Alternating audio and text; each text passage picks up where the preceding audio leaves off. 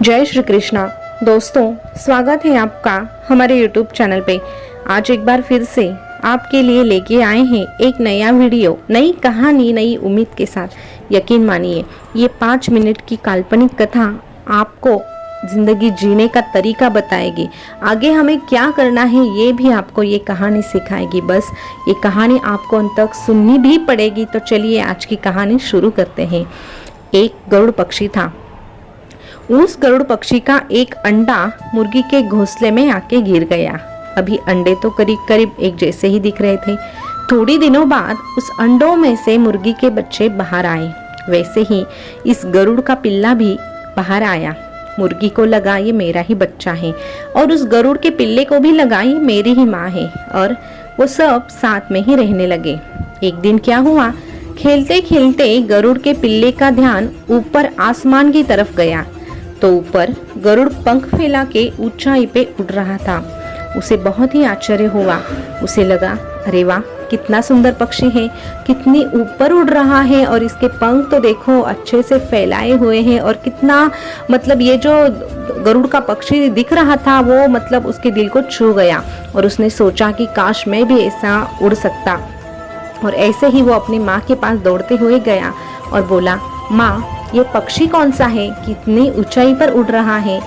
तभी माँ ने बोला, ये गरुड़ पक्षी है। तो बच्चा बोला, मुझे भी एक दिन ऐसे ही उड़ना है, मैं भी कोशिश करूँगा कि मैं ऊपर तक जा सकूं।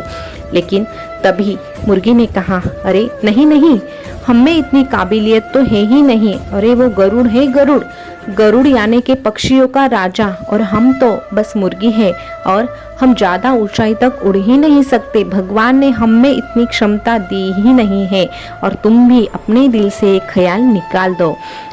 और ये कह के वो मुर्गी वहां से चली गई। लेकिन वो तो चली गई, लेकिन इस बच्चे के मन पे बड़े ही घाव कर गई, क्योंकि उस बच्चे को अभी ये लगने लगा था कि हम ऊपर उड़ ही नहीं सकते, और इसीलिए उसने कोशिश करना ही छोड़ दिया।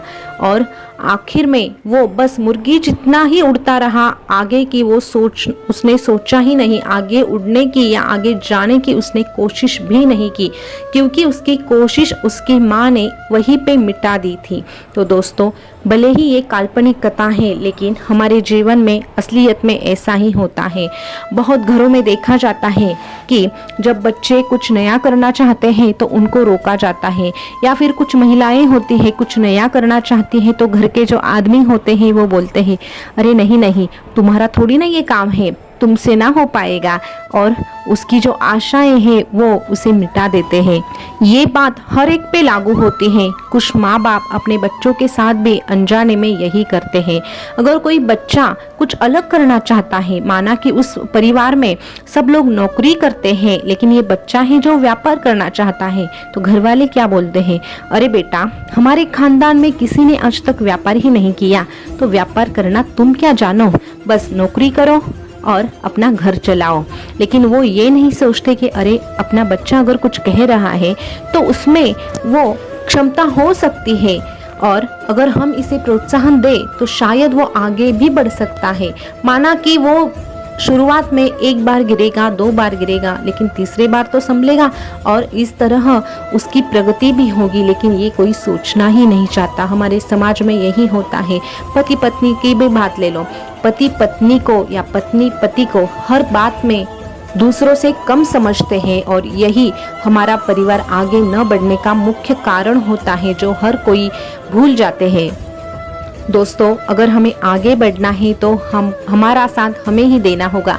हमारे परिवार में अगर कुछ कोई नया करना चाहता है तो उसके बस यही बोलना है कि तुम करो, तुम में वो काबिलियत है, और हाँ, तुम अगर हार भी जाओ तो कोई गम नहीं, हम तुम्हारे साथ है। एक बार गिरोगे तो वापस हम लोगे, और हम लोग हैं ना तुम्हें संभालने के लिए।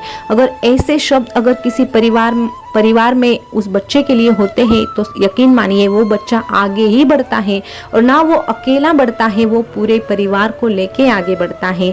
समाज में इसी बात का बदलाव जरूरी है, तभी हमारा भारत देश आगे बढ़ सकता है। तो दोस्तों, ये कहानी आपको कैसे लगी कमेंट करके जरूर बताइएगा।